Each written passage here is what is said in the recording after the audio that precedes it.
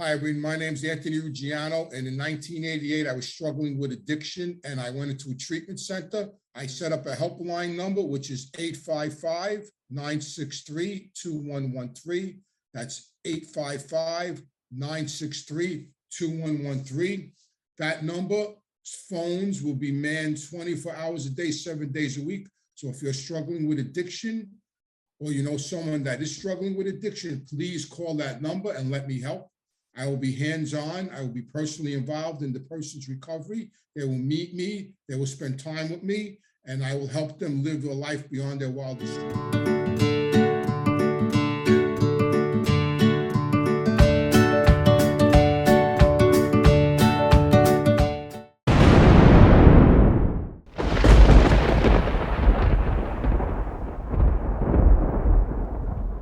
Hello, everybody. My name is Anthony Ruggiano Jr. And if you enjoy my content, please hit the subscribe button and ring the bell. And if you support what I'm doing, become a member of reformedgangsters.com. Get early access to my content. Log on, ask me questions, and enjoy the show. Right now, I just want to thank everybody. I just hit 10,000 subscribers on my YouTube channel, on my Reformed Gangsters. I want to thank everybody out there that's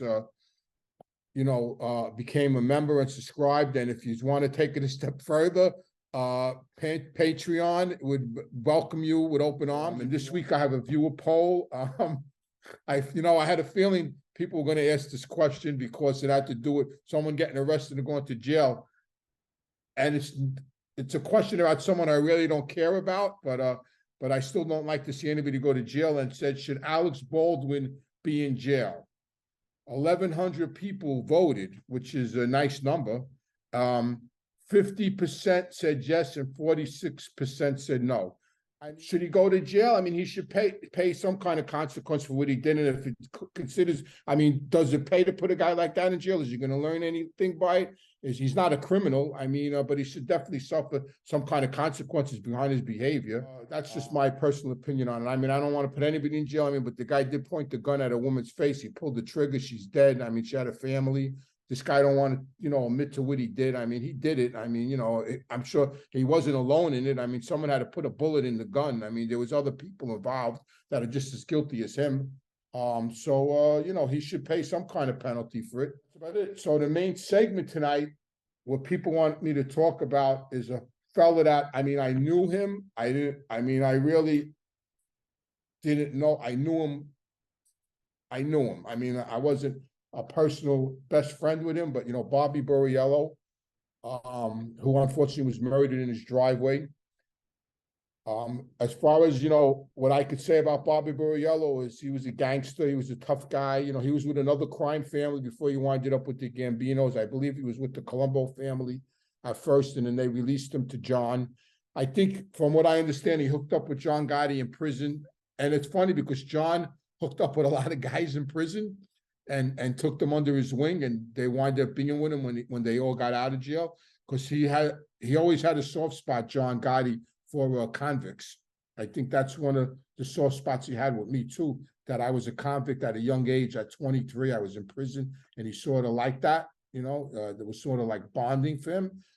And, Bobby was always around. Every time, whenever I went to the Birmingham Fish Club, Bobby was there. Whenever I went to the Ravenite, Bobby was there. He was pretty much John's bodyguard. That's what they called him. He got straightened out as soon as John became the boss. It's funny. I believe he probably was a junk dealer, a drug dealer like everybody else. When John became the boss, a lot of heroin dealers got straightened out. Like Arnold Squateri was a big heroin dealer. He got made.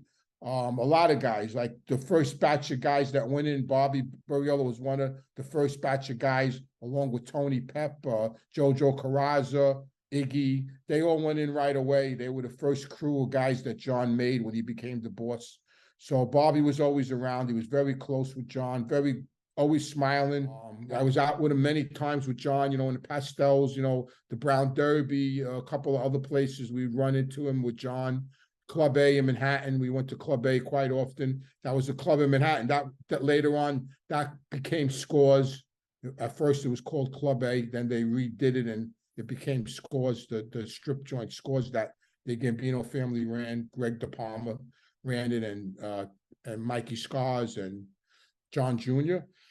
And, you know, he was very tight with them. He was actually John Jr.'s best man at his wedding, which was a little surprising to some of us in the neighborhood because we always figured that John A-Light would be John Jr.'s best man, or one of his other friends, Michael, or, you know, John Jr. had a couple of close friends that he grew up with, childhood friends that were with him as adults and, you know, working with him in the street. And a couple of us always thought that he would pick one of them for his best man, because he had a very exclusive wedding at the Hemsley Palace in Manhattan. So he picked Bobby Borriello to be his best man, which was a little surprising, but they were tight. And, you know, and Bobby was who he was. You know, unfortunately, he got caught up in that whole thing with, you know, the other families that didn't like John and them clipping Paul. So, you know, he was one of the guys that got assassinated with Frankie DeCicco and Eddie Lino. You know, unfortunately, I knew all three of them. I was close out of the three of them that died, Frankie DeCicco, Eddie Lino, and Bobby Borriello. Me personally, I was the closest with Eddie Lino, because way before that, in the early 70s, when Eddie Lino used to come around, before he became made, he used to come around with this guy Charlie Wingy and this guy Jimmy Balls. They were big major heroin dealers and drug dealers. As a matter of fact, my brother and I used to buy a lot of marijuana off them back in the day. I mean, bales of marijuana we used to buy off them.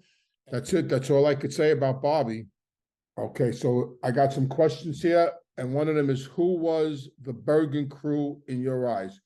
So the original crew was Charlie, Danny, John, his brother Jeannie. They were the original, Angelo Quack, of course, Sally Quack, his brother. They were the original crew. They had two clubs.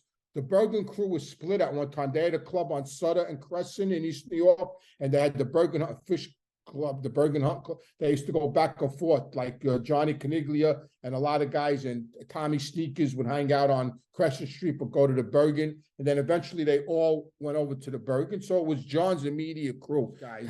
My father was more in Cafe Liberty. You know, he had his own crew there. Then Jojo Carrazza, another, you know, he had a club on 77th Street. But the next question was, how does the pay structure work? Soldiers kick up to capos, so that's pretty much associates kick up to the soldier kicks up to the captain kicks up to the Bogata, which is the boss, the underboss, and the consigliere. Usually the soldier kicks up 10% to the captain. You know, when I was growing up, you know, back in the day when the mob was the mob and we had dice games and all that stuff, it was a certain, you know, they got the boss, the three of them got like right off the top 10%. You know, there's certain things that they get right away automatically off the top.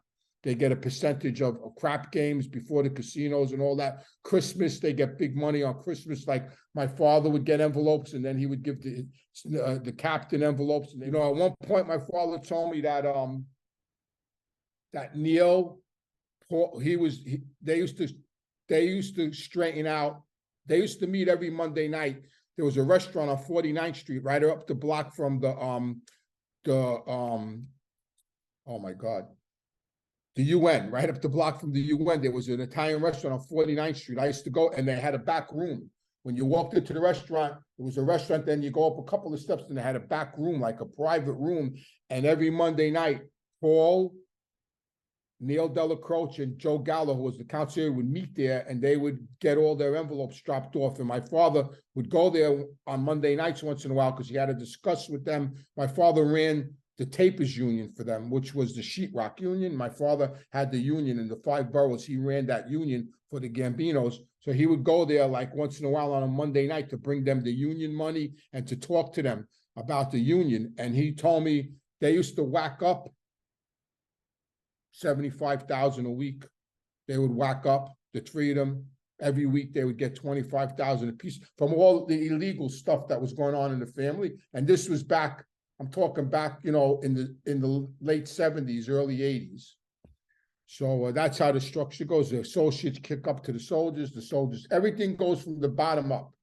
Mo Black, when the Goodfellas, when they pan and they mention my father's name, his brother Mo Black, that's no such person as Mo Black. I never heard of him. I don't know him. My father had no brother named Mo Black. My father's brothers were named Albert, John, and Frank. There was no Mo Black. So I think that was just a fictional character. And the last question is, you helped get 10 people into treatment in the past couple of weeks. How does that feel? That feels really well. It's very rewarding to be able to help people. By helping people, I help myself. That's how I stay clean. And it's a great feeling to help people, to be able to, at this stage of my life, to help people, because years ago, it was always about me. Now, now it's not really about that. So the last question is, you may be the only living person who knows who physically killed Albert Anastasia. All I could tell you is I know from what my father told me, and my father always believed that Crazy Joe Gallo was one of the shooters. Him and his brother, I believe his brother's name was Larry, his older brother. There was three of them, Joe, Larry, and Albert Blast, the young one. But my father always believed it was the Gallo brothers, and that's why my father never liked Joe Gallo, had beefs with Joe Gallo, arguments with Joe Gallo, had no respect for Crazy Joe Gallo, and it stemmed from his resentment towards that, because my father loved Albert Anastasia. Albert Anastasia was my father's idol. Like, my father loved him. My father always told me that he was the toughest gangster that he ever met in his life. That when Albert Anastasia walked into rooms, he said everybody literally stood at attention. And if you were at a wake and he walked in the wake and you didn't have a tie on, he would yell at you. He would chase you out of the wake. My first car was a red Ford Galaxy 500. But that wasn't the car I learned how to drive on. The first car I learned how to drive on was my father's car in 1969. I learned how to drive on my father's 69 black Cadillac Coupe de Ville. That was the first car I learned how to drive on. But after I learned how, and that was like a boat, that car was a chick magnet. When I pulled up on street corners in 69, now here I am, 16 years old. I'm driving a brand new black Coupe de Ville Cadillac, leather interior, FM radio blasting. I'm 16. It was crazy. But the first car he bought me was a Ford Galaxy 500, a red one with a black vinyl top. They don't even make them anymore, Ford Galaxy 500s. What actor could I see today, current day, playing my father? I don't know, man. Unfortunately, he's dead. What's his name that was, played in The Sopranos? He would have definitely been able to play my father without a doubt. But unfortunately, he's not around. That's a tough question. It all depends on what stage of his life, I guess. I really don't know right now. It's a tough question. How about yourself? Who could you see playing your 35-year-old self? You got anybody? No, not really. I don't know. My 35-year-old self, or me now, Brad Pitt. So I want to give a shout out before I go to my good friend Franco. I hope all is well with him, and I wish him the best. Thank you for watching my podcast, reformedgangsters.com. And if you want to join my Patreon, please do.